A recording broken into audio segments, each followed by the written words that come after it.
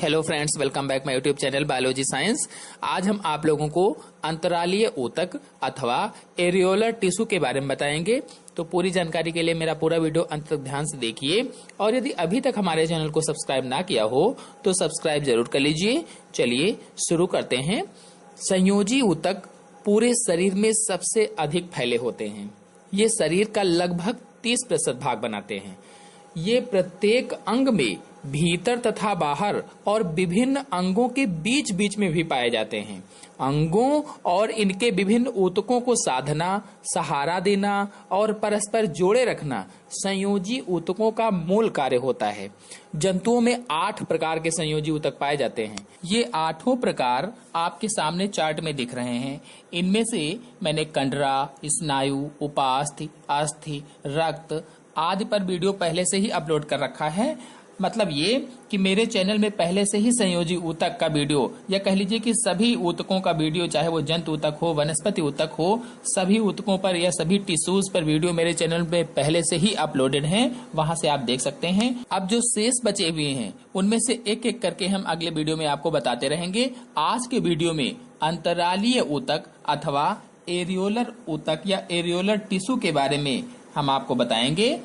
आपको बता दें कि अंतरालीय ऊतक या एरियोलर टिश्यू को सामान्य ढीला संयोजी ऊतक भी कहा जाता है, या लूज कनेक्टिव टिश्यू कहते हैं, या सिंपल लूज कनेक्टिव टिश्यू बोला जाता है। यह पूरे शरीर में व्यापक रूप से फैला होता है। अगर इसकी स्थिति को देखा जाए, इसकी लोकेशन को देखा जाए, तो यह पतली झिल्ली के रूप में शरीर के कई आंतरिक अंगों में, जैसे कहां कहां पर पाया जाता है आपको बता दें, आमाशय, श्वास नली, त्वचा, उपकला अथवा एपिथीलियम के नीचे तथा रुधिर वाहिनियों, धमनियों, सिराओं की भित्ति के ऊपर पाया जाता है। तो अगर प्रश्न में कहीं पूछा जाता है कॉम्पिटिटिव एग्जाम्स में या कहीं पर भी कि अंतरालीय या एरियोलर टिश्यू कहाँ पाया जाता है, तो आमाशय में, श्वास नली में, त्वचा पर, उपकला या एपिथीलियम के नीचे तथा रुधिर वाहिनियों, धमनियों और सिराओं की भित्ति के ऊपर पाया जाता है। ये अगर इसकी संरचना को देखा जाए, स्ट्रक्चर को देखा जाए, तो उसमें मैट्रिक्स पारदर्शी होता है, चिपचिपा व जेली सदृश भरा रहता है। यानी इसका मैट्रिक्स कैसा होगा? पारदर्शी होगा, चिपचिपा होगा, जेली सदृश होता है। इसमें तंत्रिका तंतु, रुधिर व लिम्फ कोशिकाओं के अतिरिक्त संयोजी ऊतक तंतु एवं संयोजी ऊतक कोशिकाएं भी होती हैं।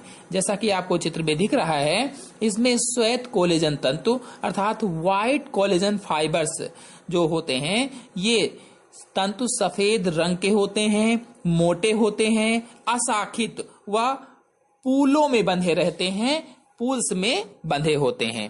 पूलों में होने के कारण ये मजबूत एवं लोच रहित होते हैं, और ये कोलेजन प्रोटीन या ट्रोकोकोलेजन के बने होते हैं। किसके बने होते हैं? या तो प्रोटीन के बने होते हैं या ट्रोफोकोलेजन के बने होते हैं। पानी में उबालने पर ये जिलेटिन बनाते हैं। अगर इनको पानी में उबाला जाता है तो ये जिलेटिन का निर्माण करते हैं या जिलेटिन बनाते हैं। और ये जो पीले इलास्टिन तंतु होते हैं या येलो इलास्टिन फाइबर्स होते हैं, ये पीले रंग के सीधे, शाखित तथा लचीले तंतु होते हैं। कैसे होते हैं? पीले रंग के होते हैं, शाखित होते हैं और लचीले तंतु होते हैं। ये इलास्टिक प्रोटीन के बने होते हैं, और ये मैट्रिक्स में अलग अलग बिखरे रहते हैं, बंडलों में नहीं होते हैं। कैसे होंगे? अलग अलग बिखरे होंगे, और ये एक दूसरे से जुड़कर जाल सा बना लेते हैं। इनकी उपस्थिति के कारण एरियोलर ऊतक लचीला हो जाता है। मतलब ये कि पीले इलास्टिन तंतु की उपस्थिति के कारण एरियोलर जो ऊतक होता है ये लचीला हो जाता है। इसी की संरचना में जो जालवत तंतु पाए जाते हैं, जो रेटिकुलर फाइबर्स पाए जाते हैं, ये तंतु आधार कलाओं तथा घाव भरने वाले अंतराली ऊतक में पाए जाते हैं। ये महीन, लोचहीन और शाखित होते हैं तथा रेटिकुलिन प्रोटीन के बने होते हैं। कैसे होंगे? महीन होंगे, लोचहीन होंगे अर्थात उसमें लोचपन नहीं होगा, और शाखित होते हैं, रेटिकुलेट प्रोटीन के बने होते हैं। एरियोलर ऊतक में इनकी संख्या बहुत कम होती है। यानी जो रेटिकुलर फाइबर्स होते हैं, जो जालवत तंतु होते हैं, ये एरियोलर ऊतक में बहुत कम संख्या में पाए जाते हैं। ये भ्रूण तथा नवजात शिशु के संयोजी ऊतक में अधिकता से पाए जाते हैं। अर्थात किसमें पाए जाएंगे ज्यादा? भ्रूण में और नवजात शिशु में, यानी उसके संयोजी ऊतक में अधिक पाए जाते हैं। ये रुधिर वाहिनियों व तंत्रिकाओं के निर्माण में भी मदद करते हैं। इनका कार्य क्या होता है? रुधिर वाहिनियां या तंत्रिका का निर्माण करना। चलिए अब आपको बता देते हैं कि एरियोलर ऊतक या एरियोलर टिश्यू की कोशिकाएं कौन कौन सी होती हैं, अर्थात एरियोलर टिश्यू सेल्स कौन कौन सी होती हैं। तो एरियोलर ऊतक में 8 प्रकार की कोशिकाएं पाई जाती हैं या 8 प्रकार की कोशिकाएं मिलती हैं, जिसमें से पहली है फाइब्रोब्लास्ट या फाइब्रोसाइट्स। तो ये कैसी होती हैं? ये बड़ी व चपटी कोशिकाएं होती हैं जो सफेद व पीले तंतुओं से चिपकी हुई पड़ी रहती हैं। ये मैट्रिक्स तथा तंतुओं का स्राव करती हैं। किसका किसका स्राव करेंगी? मैट्रिक्स का स्राव करेंगी और तंतुओं का स्राव करेंगी। ये जो फाइब्रोब्लास्ट या फाइब्रोसाइट्स कोशिकाएं होती हैं, ये मैट्रिक्स अथवा तंतुओं का स्राव करती हैं। श्वेत तंतुओं को स्रावित करने वाले श्वेत फाइब्रोब्लास्ट पतले व लंबे होते हैं और पीले तंतुओं का स्राव करने वाले पीले फाइब्रोब्लास्ट अनियमित आकार के होते हैं। अब दूसरी कोशिका है माइक्रोफेज या हिस्टियोसाइट्स। ये बड़े तथा अनियमित आकार की अमीबाब कोशिकाएं होती हैं। कैसी होती हैं? अमीबाब कोशिकाएं होती हैं, जैसे अमीबा होता है। ये मैट्रिक्स में घूमती रहती हैं और श्वेत रुधिर कणिकाओं के समान जीवाणुओं या रोगाणुओं को खा लेती हैं, यानी पूरे मैट्रिक्स में घूमा करती हैं और श्वेत रुधिराणुओं के समान, जैसे श्वेत रुधिराणु क्या होते हैं कि रोगाणुओं और जीवाणु को खाते हैं, भक्षण करते हैं, वैसे ही ये कोशिकाएं भी, यानी माइक्रोफेज या हिस्टियोसाइट्स जो कोशिकाएं होती हैं, ये भी जीवाणुओं या रोगाणुओं को खा लेती हैं या खा जाती हैं। इन्हें अपमार्जक कहा जाता है। यानी जो माइक्रोफेज हैं, जो हिस्टियोसाइट्स कोशिकाएं होती हैं, जो एरियोलर ऊतक में पाई जाती हैं, इन्हें अपमार्जक भी कहा जाता है। अब तीसरी है प्लाज्मा कोशिकाएं। तो प्लाज्मा सेल्स में क्या होता है कि ये कोशिकाएं अपेक्षाकृत छोटी तथा संख्या में कम होती हैं, जो प्लाज्मा सेल होती हैं, किंतु आहार नाल की ट्यूनिका प्रक्रिया में ये बहुत अधिक संख्या में पाई जाती हैं। ये अंडाकार या अनियमित आकार की होती हैं। आकार कैसा होगा? प्लाज्मा कोशिकाओं का जो एरियोलर ऊतक में पाई जाती हैं, इनका आकार कैसा होगा? अंडाकार या अनियमित आकार की होती हैं और ये लिम्फोसाइट कोशिकाओं से बनती हैं। किससे बनेंगी?